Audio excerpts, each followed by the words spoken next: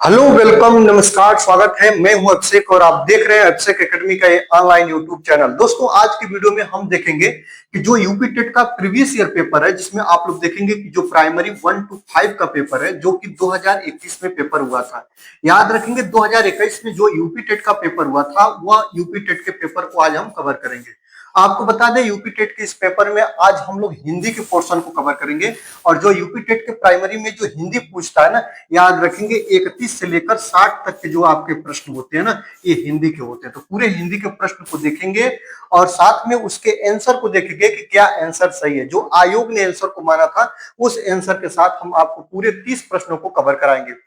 तो चलिए, आज की वीडियो को पूरा लास्ट तक आप कवर करिएगा और बताइएगा कि कितने प्रश्न को आप सही कर ले रहे हैं। तो चलिए, आज की वीडियो का सर्वप्रथम पहला प्रश्न हम देखते हैं। तो चलिए दोस्तों, आज की वीडियो का सर्वप्रथम पहला प्रश्न देखते हैं। जैसा कि आप लोग देख रहे हैं ना कि यूपी टेट प्राइमरी का जो हम लोग हिंदी को पेपर को कवर करेंगे, जो कि 2021 में ये प्रश्न आपके बने थे और सेम टू सेम ये पेपर को मैंने लाया है। इस पेपर में मैंने थोड़ा भी कुछ नहीं किया, यहां तक कि टाइपिंग नहीं किया। हूबहू वही प्रश्न को पेपर में जैसे प्रश्न पूछा था, वही प्रश्न को आपके सामने मैं लेकर आ गया। तो चलिए, आज की वीडियो का सर्वप्रथम पहला प्रश्न देखेंगे और आपको बता दें कि जब आप लोग पैटर्न देखेंगे तो वहां पर देखेंगे कि 31 से लेकर 60 तक के जो प्रश्न होते हैं ना दोस्तों, याद रखेंगे ये प्रश्न आपके हिंदी को देखने को मिलते हैं। लैंग्वेज क्या मिलती है दोस्तों? हिंदी मिलती है। तो हिंदी का जो ये पहला प्रश्न है, अर्थात 31 नंबर का प्रश्न है, ये पहला प्रश्न क्या कर रहा है, अब हम देखते हैं कि निम्न में से किस शब्द की वर्तनी सही है। याद रखेंगे किस शब्द की वर्तनी सही है। और जो शब्द है ना दोस्तों, याद रखेंगे वो शब्द क्या है? अनुग्रहित है।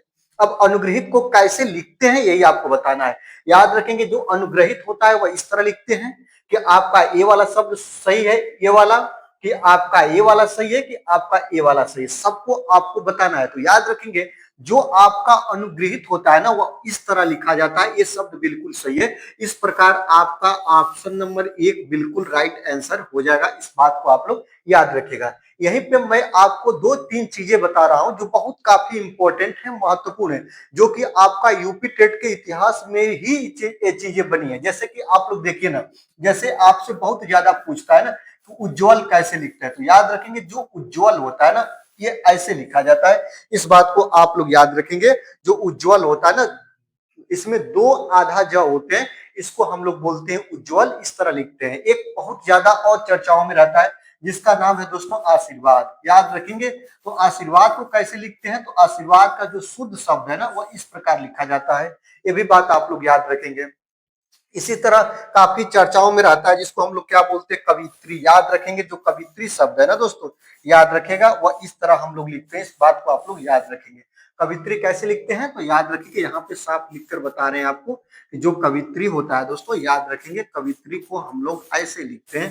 ये बात आप लोग याद रखेंगे और ये बात आप लोग ध्यान रखेंगे, ठीक है।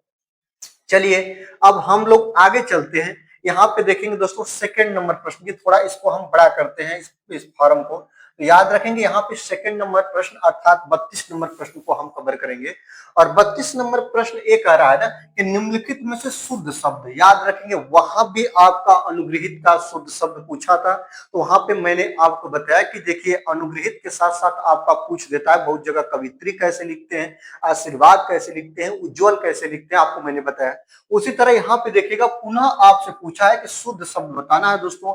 और शुद्ध शब्द किसका बताना है, तो पैतृक का बताना है। पैतृक लिखते कैसे है, तो पैतृक ऐसे लिखते हैं कि ऐसे लिखते हैं कि आप लोग ए सही है कि ए सही है। ऑप्शन नंबर 1 आपका बिल्कुल राइट हो जाएगा। जो पैतृक का शुद्ध शब्द है ना प्यारे, वह बिल्कुल 1 वाला जो देख रहे हैं ना, बिल्कुल राइट आंसर है दोस्तों, ठीक है। चलिए, अब हम आगे चलते हैं और यहाँ पे देखते हैं 33 नंबर प्रश्न। याद रखिएगा। अब 33 नंबर प्रश्न ए कहा है ना कि जो ए वाला स है ना, इसको बड़े स के नाम से हम लोग जानते हैं। याद रखेंगे इसको बड़े स के नाम से जानते हैं।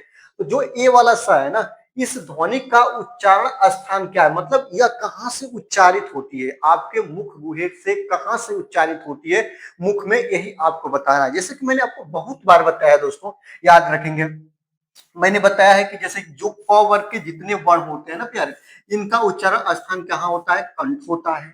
इसी तरह आप लोगों को पता है कि च वर्ग का उच्चारण स्थान क्या होता है दोस्तों? तो तालु होता है। इसी तरह ट वर्ग का उच्चारण स्थान क्या होता है दोस्तों? तो मूर्धा होता है। और यहीं पे त वर्ग का उच्चारण स्थान क्या होता है? तो आपका दंत होता है। ये चीजें मैंने बहुत बार आपको बताया था, लेकिन इसमें से ये तो नहीं पूछा। इसमें से ये पूछा है ना कि जो आपके उसमी व्यंजन होते हैं ना दोस्तों, याद रखेंगे उसमी व्यंजन, और उसमी व्यंजनों की संख्या कितनी होती है? 4 होती है, याद रखेंगे। और उसमें व्यंजन कौन कौन से होते हैं? ये वाला स, ये वाला स, और ये वाला स, और ये ह, इनको क्या बोलते हैं प्यारे? उसमें व्यंजन के नाम से हम लोग जानते हैं। इसी तरह आप लोग याद रखिएगा, अंत्यस्थ व्यंजन किसे कहते हैं? अंत्यस्थ व्यंजनों की संख्या भी 4 होती है। य, र, ल, व, ये आपके अंत्यस्थ व्यंजन कहलाते हैं। और उसी तरह आपका एक और आता है कि संयुक्त व्यंजन किसे कहते हैं? प्यारे, संयुक्त व्यंजनों की संख्या भी कितनी होती है? 4 होती है। जैसे कि आप लोगों को पता होना चाहिए, जो ये छतरी वाला छ है, ये त्र है, और ये अज्ञा है, और ये वाला आपका स्र है, ये सभी आपके संयुक्त व्यंजन कहलाते हैं। लेकिन मुझे चीजें ये नहीं बतानी, मुझे चीजें ये बतानी है कि जो ये बड़ा वाला स है, इसका उच्चारण स्थान क्या है प्यारे? यही आपको बताना है। क्या है? यही आपको बताना है कि इसका उच्चारण स्थान आपका क्या है। इसका उच्चारण स्थान आपका मूर्धा है, कि आपका दंत है, कि आपका तालु है, कि आपका दंतालु है, यही आपको बताना है। और बहुत महत्वपूर्ण ये प्रश्न है आपके सामने, आप सभी को बताइएगा। तो इसका जो करेक्ट आंसर होगा ना, जो यहाँ पे इस बड़े वाले स का उच्चारण स्थान क्या होता है दोस्तों? तो तालु होता है। याद रखेंगे क्या होता है? तालु होता है। ऑप्शन नंबर 4 आपका बिल्कुल राइट आंसर हो जाएगा। इस बात को आप लोग याद रखेंगे। यहीं पे बहुत बार तो मैंने चीजों को कवर किया है, और चीजों को मैंने वन बाय वन करके देखा है। तो जो ये बड़ा वाला स होता है ना, इसका उच्चारण स्थान आपका तालु होता है। लेकिन अभी ये जो याद रखेंगे, जो षटकोण वाला स होता है ना, ऐसे इसको लिखते हैं ना प्यारे, इसका उच्चारण स्थान क्या है दोस्तों? तो इसका उच्चारण स्थान आपका मूर्धा होता है। क्या होता है दोस्तों? मूर्धा होता है। और इसी तरह जो ए वाला छोटा सा होता है ना, इसका उच्चारण स्थान क्या होता है प्यारे? दंत होता है। इस तरह चीजों को आप लोग याद रखिएगा, ठीक है। चलिए, अब आपको आगे ले चलते हैं। यहाँ पर दिखाते हैं 34 नंबर प्रश्न की। और 34 नंबर प्रश्न ये कह रहा है ना कि अत्यंत शब्द में प्रयुक्त उपसर्ग क्या होगा? ये आपको बताना है और ये आपको समझना है, याद रखेंगे। तो जो आपका अत्यंत शब्द है ना, इसका जब आप लोग इसको संधि विच्छेद की तरह पर तोड़ेंगे आप लोग, तो याद रखेंगे किसमें टूटेगा? अति धन के अंत में टूटेगा। किसमें दोस्तों? तो याद रखेंगे अति धन के अंत में टूटेगा। और आपको पता है इसी को हम लोग क्या बोलेंगे? अत्यंत बोलेंगे। अब ये कह रहा है कि इसमें प्रयुक्त उपसर्ग बताना है। क्या बताना है प्यारे? उपसर्ग। और आपको पता है ना कि उपसर्ग जो होते हैं ना, मूल शब्द के कहाँ लगते हैं? आगे लगते हैं। और आगे लगकर उसके अर्थ को क्या करते हैं दोस्तों? बदल देते हैं। तो उपसर्ग इसमें क्या है? अत्यंत में। याद रखेंगे मूल मूल शब्द क्या है प्यारे? याद रखेंगे जो मूल शब्द है ना, वो आपका अंत है। और इसके आगे क्या लगा है? तो यही आपका क्या है प्यारे? तो यही दोस्तों आपका उपसर्ग है। और जो इसमें आपका उपसर्ग क्या होगा? तो आपका अ होगा नहीं दोस्तों, अंत होगा नहीं, अत्य नहीं होगा, अति होगा। ऑप्शन नंबर 3 आपका बिल्कुल सही आंसर हो जाएगा। इस बातों को आप लोग याद रखेगा। दोस्तों, आज की वीडियो कैसी लग रही है कमेंट बॉक्स के माध्यम से जरूर बताइएगा। और आपसे छोटा सा विनम्र निवेदन रहेगा कि वीडियो अच्छी लग रही है प्यारे, तो वीडियो को आप जरूर से जरूर लाइक करिएगा। चैनल पर नए हैं तो चैनल को सब्सक्राइब भी कर लीजिएगा। अगर नहीं भी करते हैं दोस्तों, तो वीडियो को लाइक कर दीजिएगा। और दोस्तों को आप वीडियो अधिक से अधिक मात्रा में शेयर कर दीजिएगा, जिनसे उनके साथ साथ मेरी भी मदद हो सके। चलिए आगे चलते हैं, और इसी क्रम में अब हम देखते हैं 35 नंबर प्रश्न की। 35 नंबर प्रश्न ये कह रहा है कि जो उपत्यका का क्या अर्थ होता है? जो आपका उपत्यका होता है शब्द, इसका अर्थ क्या होता है? प्राणियों के पेट का एक अंग को आप लोग उपत्यका बोलते हैं, कि सूर्य के जिस पर्वत के पीछे से निकलता है उसको बोलते हैं, कि पर्वत के पास की भूमि को बोलते हैं, कि पर्वत का जो शिखर होता है उसको बोलते हैं? यही आपको बताना है दोस्तों। तो जो आपका उपत्यका होता है ना, वह किसको बोलते हैं? तो पर्वत के पास की जो भूमि होती है प्यारे, इसी को हम लोग क्या बोलते हैं? उपत्यका बोलते हैं। ऑप्शन नंबर 3 बिल्कुल राइट आंसर होगा, इसको लॉक करिएगा। और आगे बढ़ चलते हैं इसी क्रम में। तो याद रखेंगे, अब हम बात करेंगे 36 नंबर प्रश्न की। 36 नंबर प्रश्न क्या कह रहा है? 36 नंबर प्रश्न ये कह रहा है कि इस देश में हिंदी भाषा का प्रयोग लिखने व बोलने में किया जाता है। तो देश के नाम आपके सामने है। जैसा कि आप लोग देखेंगे दक्षिण अमेरिका में, कि आपका ऑस्ट्रेलिया में, याद रखेंगे कि आपका पाकिस्तान, कि आपका मॉरिशस। याद रखेंगे तो उस देश का नाम बताना है जहां पे हम लोग हिंदी भाषा को क्या करते हैं दोस्तों, इसका प्रयोग हम लिखने के साथ साथ बोलने में करते हैं, और उस देश का नाम क्या है, तो मॉरिशस है। याद रखेंगे ऑप्शन नंबर 3 आपका बिल्कुल राइट आंसर हो जाएगा। ये बिल्कुल आपका बिल्कुल बहुत अच्छा प्रश्न है कि हिंदी भाषा का प्रयोग लिखने के साथ साथ बोलने में हम लोग कहाँ करते हैं, तो मॉरिशस में करते हैं। ये बात आप लोग ध्यान रखिएगा। चलिए इसी क्रम में आपसे पूछेंगे कि हिंदी दिवस कब मनाते हैं, तो प्रत्येक वर्ष के हिंदी दिवस कब मनाते हैं, और याद रखेंगे एक और प्रश्न होगा कि विश्व हिंदी दिवस कब मनाते हैं। दोनों प्रश्न आपके लिए बहुत इंपॉर्टेंट है। तो हिंदी दिवस प्रत्येक वर्ष के कई तारीख को मनाते हैं दोस्तों, 14 सितंबर को। कब? 14 सितंबर को मनाते हैं। और विश्व हिंदी दिवस कब मनाते हैं, तो विश्व हिंदी दिवस प्रत्येक वर्ष के 10 जनवरी को मनाते हैं। ये आपके लिए काफी काफी महत्वपूर्ण प्रश्न है, याद रखेंगे। इसके साथ साथ मैं आपको बता रहा हूं कि हिंदी की लिपि क्या है। अगर आपसे प्रश्न ये भी पूछ सकता है कि हिंदी की लिपि क्या है दोस्तों, तो हिंदी की लिपि देवनागरी है। क्या है दोस्तों? देवनागरी है। और इसका उद्गम स्थल क्या है, तो ब्राह्मी लिपि से इसकी उत्पत्ति हुई है। ये भी चीज को आप लोग याद रखेंगे। अगर बात करेंगे हिंदी भाषा का संविधान में दर्जे के रूप में बात करेंगे, तो याद रखेंगे जो अनुच्छेद, ये भी बहुत महत्वपूर्ण है कि अनुच्छेद 343 से लेकर 351, याद रखेंगे, याद रखिएगा, जो 343 से लेकर 351-52 तक के जो अनुच्छेद होते हैं ना दोस्तों, इसमें आपका हिंदी भाषा के उत्थान के बारे में कहा गया है। इस बात को आप लोग याद रखिएगा। तो किस देश में हिंदी भाषा का प्रयोग बोलने के साथ साथ लिखने में किया जाता है, तो उस देश का नाम है दोस्तों मॉरिशस। इसको आप लोग लॉक करिएगा। और चलिए आगे चलते हैं। अगला प्रश्न यहाँ पे देखेंगे, 37 नंबर प्रश्न है। और 37 नंबर प्रश्न ये कह रहा है ना कि याद रखेंगे जो 37 नंबर प्रश्न है कि सूर सागर, याद रखिएगा यहाँ पे सूर सागर किस भाषा की रचना है, यही आपको बताना है कि जो सूर सागर है ना वो किस भाषा में लिखी गई है। सबसे पहले मैं आपको बता दूं कि याद रखेंगे जो सूर सागर है वो किनके द्वारा लिखी गई है, तो याद रखेंगे जो सूर सागर रचना है इसके रचयिता आपके सूरदास हैं। कौन है दोस्तों, तो याद रखिएगा सूरदास है।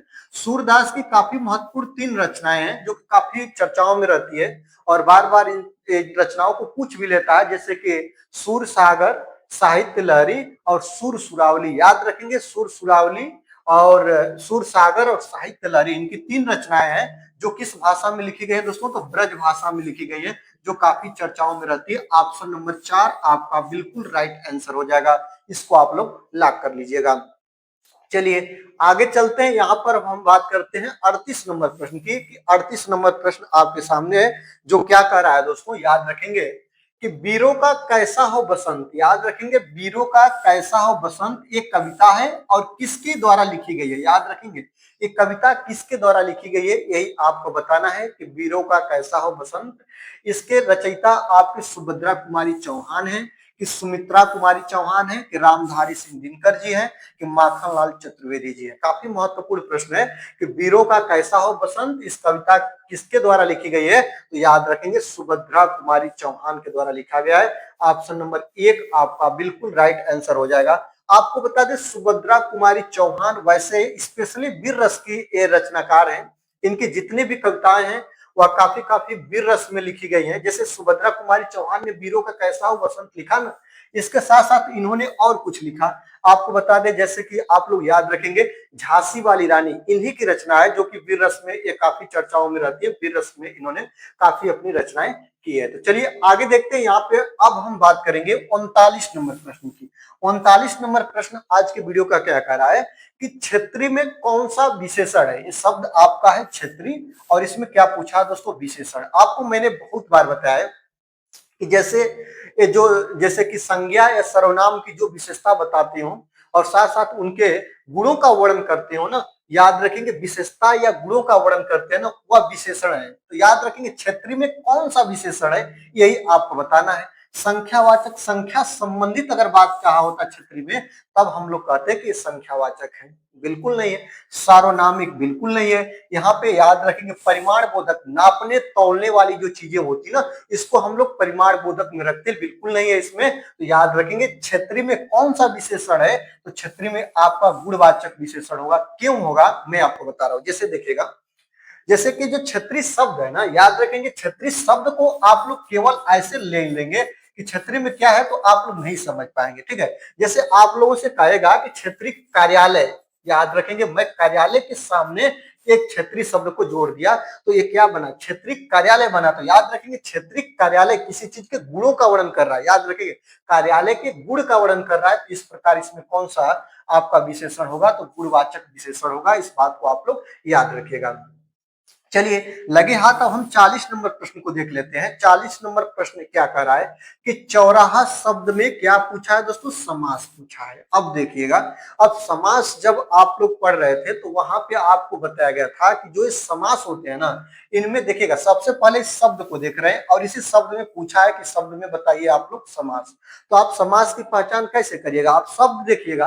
अब शब्द में आपको देखना होगा कि इसमें क्या है दोस्तों, इसका देखिएगा कहीं भी समास पूछे सर्वप्रथम समास विग्रह करिएगा, और समास विग्रह करेंगे तो चौराहा को जब आप तोड़ेंगे तो चार राहों का समूह मिलेगा। याद रखेंगे क्या मिलेगा दोस्तों, चार राहों का समूह मिलेगा। और इसमें चार क्या है, तो चार आपका संख्यावाची है। और आपको मैंने बहुत बार बताया कि जहां कहीं भी समास में संख्यावाची आ जाए तो उसमें क्या होता है, आपका द्विगु समास होता है। क्या होता है दोस्तों, द्विगु समास होता है। ऑप्शन नंबर 4 बिल्कुल राइट आंसर हो जाएगा। ये बात को आप लोग याद रखिएगा। बिल्कुल समास के लिए एक अलग से वीडियो लेकर आएंगे, बिल्कुल वह वीडियो देखने के बाद आपको समास पहचानने में कोई भी प्रॉब्लम नहीं होगा। क्योंकि देखिएगा द्वंद्व समास किसे बोलते हैं, जहां पे योजक चिन्ह लगे होते हैं, जैसे कि माता पिता। आप देखिएगा यहाँ पे मैं ऐसे लिख दूं कि ये क्या लिखा दोस्तों, याद रखेंगे माता पिता। तो माता पिता के बीच में यही है दोस्तों योजक चिन्ह, और योजक चिन्ह जहां लगते हैं वहां पे द्वंद्व समास होता है। जैसे माता पिता हो गया, रात दिन हो गया, राजा रानी हो गए, भाई बहन हो गए, याद रखेंगे आज कल हो गया, सब में द्वंद्व समास होगा। जहां भी योजक चिन्ह लगे द्वंद्व समास। कर्मधारय समास क्या होता है, विशेषण और विशेषण की प्रधानता पाई जाती है, तो वहां पे कर्मधारय समास होता है। अव्यय भाव समास में क्या होता है, पहला पद अव्यय होता है। इसकी पहचान हम लोग उपसर्ग से कहते हैं। जितने भी उपसर्ग के शब्द होते हैं ना, वह आपके अव्यय भाव समास होते हैं। और द्विगु समास में क्या होता है दोस्तों, संख्यावाची होता है। इस प्रकार आपका चौराहा क्या है, संख्यावाची है। चार राहों का समूह है, और चार आ जाए, पांच आ जाए, एक आ जाए, दो आ जाए, जहां पे संख्या शब्द आ जाए ना, वहां पे बिल्कुल आपका द्विगु समास होगा। इस तरह हम चीजों को पहचानते हैं, ठीक है। चलिए आगे देखते हैं। अब हम लोग बात करेंगे 41 नंबर प्रश्न की। 41 नंबर प्रश्न क्या कह रहा है कि निम्नलिखित में मौखिक अभिव्यक्ति का रूप है। मौखिक अभिव्यक्ति, मौखिक अभिव्यक्ति, अभिव्यक्ति का मतलब होता है अपने विचारों को प्रकट करना। याद रखेंगे अभिव्यक्ति का मतलब क्या होता है, अपने विचारों को प्रकट करना। और मौखिक का मतलब होता है बोलकर। याद रखेंगे मौखिक का मतलब होता है बोलकर अपने विचारों को प्रकट करना। तो यही प्रश्न ये कह रहा है कि निम्नलिखित में से मौखिक अभिव्यक्ति का रूप क्या है, सुलेख। याद रखेंगे सुलेख होता क्या है, सुलेख को हम लोग हैंड राइटिंग सुधारने के लिए देख देख कर चीजों को लिखते हैं, तो उसको हम लोग प्यारे बोलते हैं सुलेख। शुद्ध वर्तनी, शुद्ध वर्तनी का मौखिक अभिव्यक्ति से मतलब नहीं होता है। शुद्ध वर्तनी ये होती है ना कि कोई लिखावट में अच्छी तरीके से जैसे मात्राओं को ध्यान रखा जाए। याद रखेंगे मात्राओं का ध्यान रखा जाए, वर्णों का ध्यान रखा जाए, तो उसको हम लोग शुद्ध वर्तनी बोलते हैं। और याद रखेंगे यहाँ पे श्रुतलेख, श्रुतलेख क्या होता है, सुनकर अगर कोई व्यक्ति है कोई चीजें बोल रहा है और उसकी बोली गई बातों को सुन सुन के हम लिख रहे हैं, तो उसको हम लोग श्रुतलेख बोलेंगे। लेकिन यहाँ पे देखेंगे आशु भाषण क्या होता है, आशु भाषण होता है ऑप्शन नंबर 3 आपका बिल्कुल राइट हो जाएगा। निम्नलिखित में से जब कोई व्यक्ति मौखिक अभिव्यक्ति का रूप बोले, मौखिक कोई बातें बोले, मौखिक कोई भाषण दे, तो उसको आप लोग आशु भाषण बोलिएगा। बात को आप लोग याद रखिएगा। ऑप्शन नंबर 3 आपका बिल्कुल सही आंसर होगा। इस बात को आप लोग प्यारे ध्यान रखिएगा। चलिए अब यहीं पे अब हम लोग 42 नंबर प्रश्न को देख लेते हैं। 42 नंबर प्रश्न आपके सामने है। 42 नंबर प्रश्न ये कह रहा है कि हिंदी भाषा की बोलियां हैं। याद रखेंगे हिंदी भाषा में कितनी बोलियों को मान्यता दी गई है, यही आपको बताना है। तो हिंदी भाषा में कितनी बोलियां हैं, आपकी 25 बोलियों को, कि 15 बोलियां, कि 18 बोलियां, कि आपका 22 बोलियां। याद रखेंगे आप लोग बिल्कुल चीजों को ध्यान रखिएगा। 22 के साथ बिल्कुल ना जाइएगा, बहुत से ऐसे लोग होंगे जो 22 के साथ जाएंगे, ठीक है। 22 आपका नहीं सही आंसर है। कितना है, हिंदी भाषा की बोलियां कितनी है दोस्तों, तो हिंदी भाषा में 18 बोलियों को मान्यता दिया गया है। ऑप्शन नंबर 4 आपका बिल्कुल सही आंसर हो जाएगा। इस बात को आप लोग याद रखेंगे, इस बात को आप लोग ध्यान रखिएगा, ठीक है। चलिए अब हम लोग आगे देखते हैं 43 नंबर प्रश्न की, और 43 नंबर प्रश्न आपके सामने है। यहाँ पे देखिएगा एक शब्द है जिस शब्द का नाम है सामाजिक। याद रखेंगे क्या नाम है दोस्तों? सामाजिक। अब देखिएगा सामाजिक शब्द में मूल शब्द और प्रत्यय बताना है। जब आपको मैं पढ़ा रहा था ऊपर ही आपको बताया हूं, यहाँ पे लिख रहा हूं कि मैंने बताया था कि उपसर्ग क्या होते हैं। उपसर्ग जो होते हैं प्यारे मूल शब्द के आगे लगते हैं, और यही इसी क्रम में आपको बता दूं जो प्रत्यय होते हैं दोस्तों वह मूल शब्द के पीछे लगते हैं। तो याद रखेंगे जब आप लोग सामाजिक शब्द आप लोग देख रहे हैं ना, प्रत्यय और उपसर्ग जब पूछे तो आप क्या करिएगा, तुरंत इनके बीच में संधि विच्छेद करा दीजिएगा, इनका विग्रह करा दीजिएगा, इनको तोड़ दीजिएगा, जैसा आपको समझ में आए। तो याद रखेंगे सामाजिक शब्द है ना, ये कैसे बना है, तो याद रखेंगे यहाँ पे मैं लिख रहा हूं कि ये जो शब्द है ना दोस्तों, याद रखेंगे ये समाज, और समाज में आपका एक शब्द जुड़ा है जिसका नाम है दोस्तों इक। इस प्रकार आपका बना है सामाजिक। और आपको पता है कि इसमें क्या पूछा है, प्रत्यय पूछा है। आपका मूल शब्द समाज हो गया, और समाज में आपका इक प्रत्यय जुड़ा है, तो इस प्रकार आपका सामाजिक बना है। और यही कह रहा है कि इसमें आपका क्या मूल शब्द और प्रत्यय दोनों बताना है। मूल शब्द आपका समाज होगा, और याद रखेंगे, और जो इसमें आपका प्रत्यय होगा वो क्या होगा दोस्तों, इक होगा। इस तरह चीजों को आप लोग याद रखेंगे, इस तरह रखेंगे। यहाँ पे समाज है, इस प्रकार ये गलत होगा, और यही आपका 3 नंबर ऑप्शन आपका बिल्कुल सही आंसर होगा। ये 2 नंबर ऑप्शन आपका बिल्कुल गलत होगा, क्योंकि यहाँ पे समाज है और यहाँ पे समाज है। तो याद रखेंगे ये आपका बिल्कुल 3 नंबर जो ऑप्शन है बिल्कुल आपका सही आंसर हो जाएगा। इस तरह चीजों को आप लोग ध्यान रखिएगा, ठीक है। चलिए आगे देखते हैं। अब हम लोग देखेंगे यहाँ पे जो आपका है क्या दोस्तों, 44 नंबर प्रश्न। 44 नंबर प्रश्न क्या कह रहा है? 44 नंबर प्रश्न ये कह रहा है कि तद्भव पत्रिका के संपादक का नाम बताना है। जो तद्भव पत्रिका है इसके संपादक कौन है? तो याद रखेंगे तद्भव पत्रिका के संपादक अखिलेश हैं। कौन है दोस्तों? अखिलेश हैं। ऑप्शन नंबर 3 आपका बिल्कुल सही होगा। आगे देखते हैं, यहाँ पे प्रश्न आपका कहा है दोस्तों कि 12, याद रखेंगे 12 बरस लव कुकर जियो है, और 13 लव जियो सियार, यह पक्ति किसकी है? याद रखेंगे चंद्र बरदाई की है, विद्यापति की है, कि जगनिक की है, कि आपका नरपति नालक की है, किनकी है दोस्तों? तो याद रखेंगे ये मैं आपको एक बार नहीं कई बार बताया कि 12 बरस लव कुकर जिए और 13 लव जिए सियार, यह पक्ति है दोस्तों, याद रखेंगे जगनिक की। ऑप्शन नंबर 3 आपका बिल्कुल सही होगा। इस तरह चीजों को ध्यान रखिएगा और देखिएगा।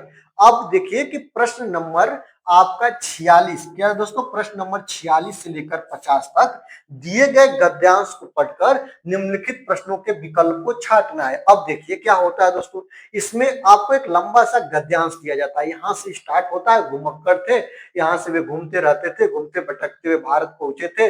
यदि घुमक्कड़ी का बाना उन्होंने न धारण किया होता, यदि वे एक स्थान पर ही रहते तो आज भारत में उनके वंशज नहीं होते। भगवान बुद्ध घुमक्कड़ थे, महावीर स्वामी, ये सब चीजें मतलब कि एक बड़ा सा पैराग्राफ आपको दे दिया, और इस पैराग्राफ से आपसे प्रश्न पूछता है।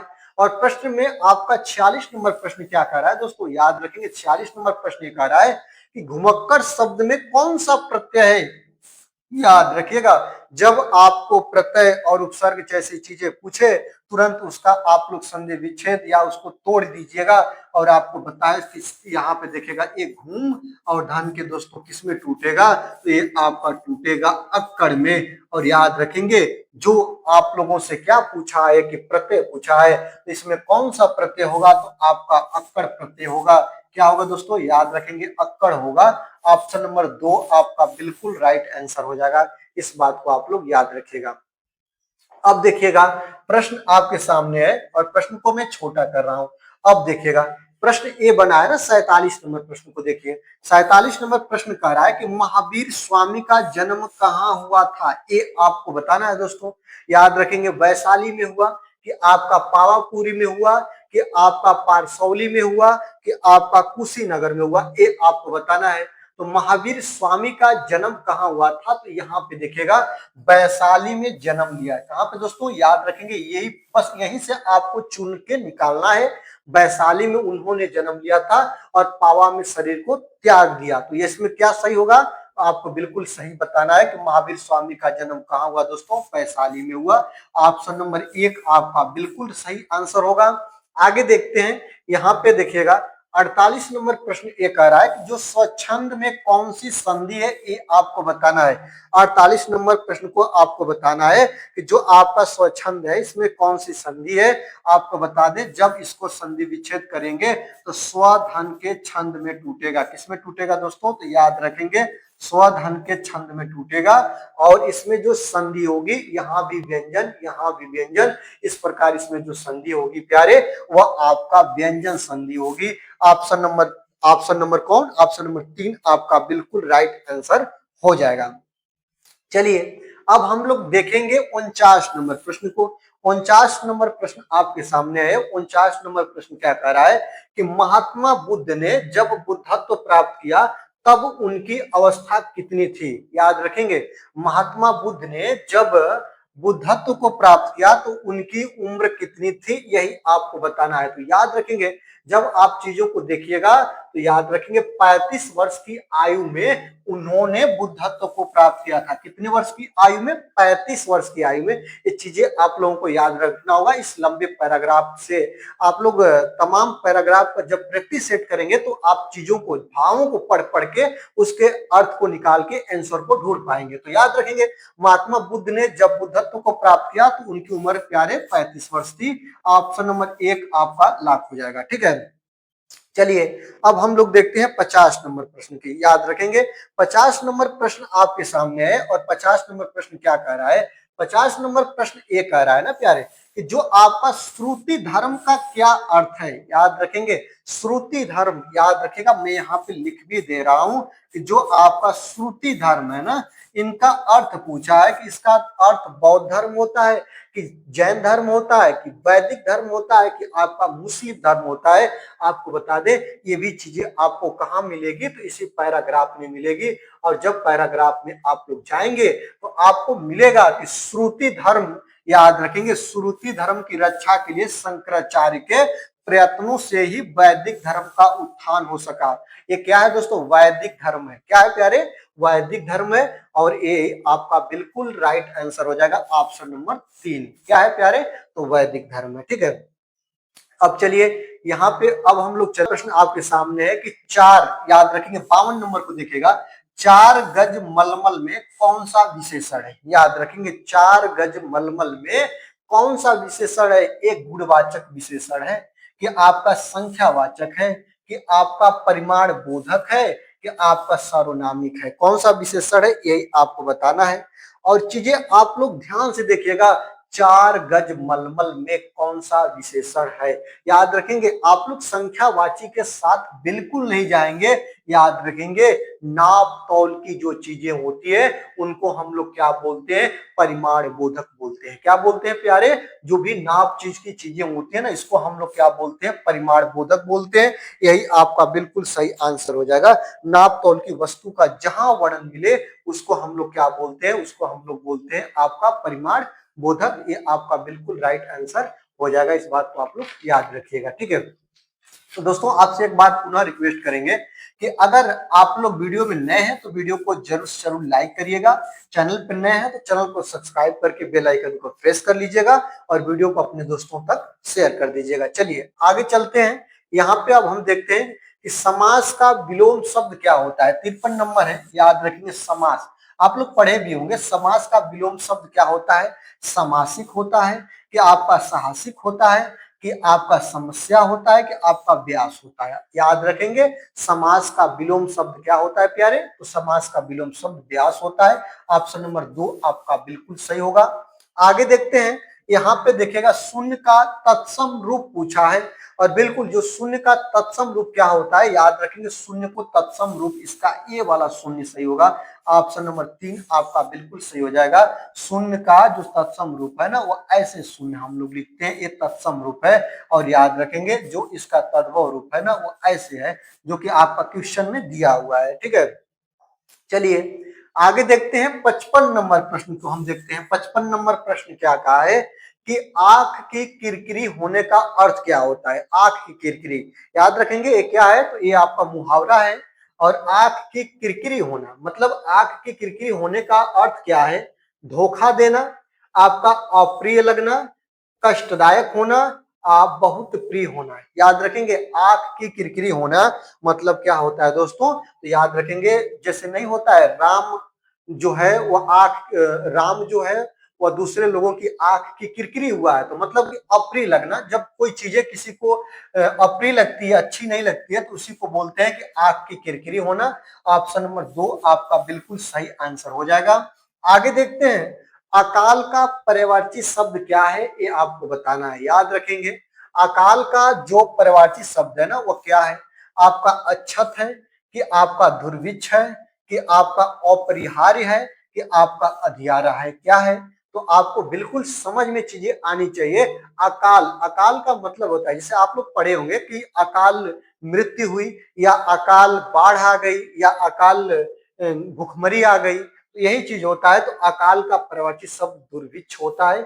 ऑप्शन नंबर क्या होगा, तो ऑप्शन नंबर आपका 2 बिल्कुल राइट आंसर हो जाएगा। इस बात को आप लोग याद रखेंगे। तो जो अकाल का पर्यायवाची शब्द होता है वो क्या होता है, दुर्भिक्ष होता है। ये चीजें आप लोग याद रखिएगा, ठीक है।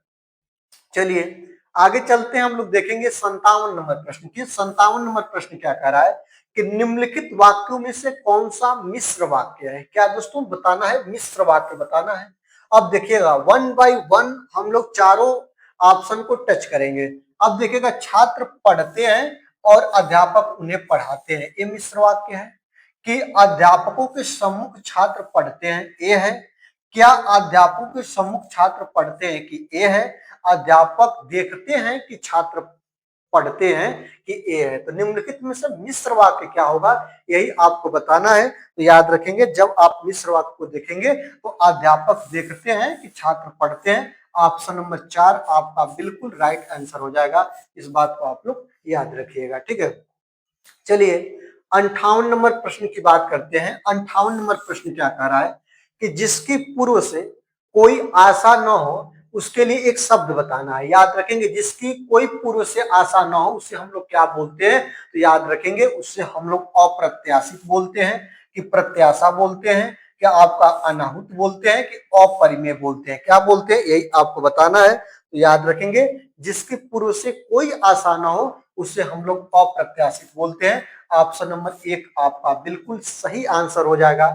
इस बात को आप लोग याद रखेंगे। चलिए अब हम देखेंगे 59 नंबर प्रश्न को। 59 नंबर प्रश्न क्या कह रहा है, 59 नंबर प्रश्न देखिएगा कि मुझसे उठा नहीं गया वाक्य में वाच्य है, वाच्य बताना है। तो याद रखेंगे इनमें क्या वाच्य होगा, इसमें कर्म वाच्य होगा कि आपका कृत वाच्य हो गया, कि इनमें से कोई नहीं, कि आपका भाव वाच्य होगा। याद रखेंगे मुझे उठा नहीं गया, मुझे बैठा नहीं गया, मुझे चला नहीं जा रहा, ये सब इसमें क्या है दोस्तों, अपनी भावनाओं को प्रकट किया जा रहा है। और जहां पे भावना प्रकट की जाए, मुझसे उठा नहीं गया, इसमें क्या है, कोई व्यक्ति अपनी भावना को प्रकट कर रहा है। और जहां कहीं भी भावना प्रकट हो वहां पे कौन सा वाच्य होता है, तो भाव वाच्य होता है। ऑप्शन नंबर 4 आपका बिल्कुल सही आंसर हो जाएगा। इस तरह चीजों को आप लोग याद रखिएगा। चलिए आज की वीडियो का 60 नंबर प्रश्न हम देखते हैं, और यह है संधि विच्छेद से। किससे है प्यारे, तो संधि विच्छेद से है। और संधि विच्छेद में शब्द आपका दिया है कि निष्कपट, याद रखेंगे। और कोई भी संधि विच्छेद पहचानने के लिए हम सर्वप्रथम, या संधि की पहचान करने के लिए हम लोग क्या करते हैं, संधि विच्छेद करते हैं। और याद रखेंगे निष्कपट का जब आप लोग संधि विच्छेद करिएगा तो निधन कपट में टूटेगा। और इसमें संधि पूछेगा तो तुरंत बताइएगा कि इसमें आपका विसर्ग संधि होगा। क्या होगा दोस्तों, तो याद रखेंगे इसमें आपका विसर्ग संधि होगा, निधन कपट में टूटेगा। ऑप्शन नंबर 2 आपका बिल्कुल सही आंसर होगा। इस तरह चीजों को आप लोग याद रखेंगे। तो दोस्तों आज की वीडियो में हमने क्या किया, आज की वीडियो में आपका 2021 का यूपी टेट प्राइमरी का आपका 31 से लेकर आपके 60 प्रश्न अर्थात हिंदी के प्रश्नों को हमने कवर किया। आप कमेंट बॉक्स के माध्यम से जरूर बताइएगा कि आज की वीडियो आपको कैसी लगी और कैसे आपके प्रश्न आए थे, कितने आपकी तैयारी थी, कितने प्रश्न को आपने सॉल्व किया। कमेंट बॉक्स के माध्यम से जरूर बताइएगा। दीजिए आज की वीडियो से मुझे विदा, देखते रहिए अभिषेक एकेडमी। वीडियो देखने के लिए आपका बहुत बहुत दिल से धन्यवाद।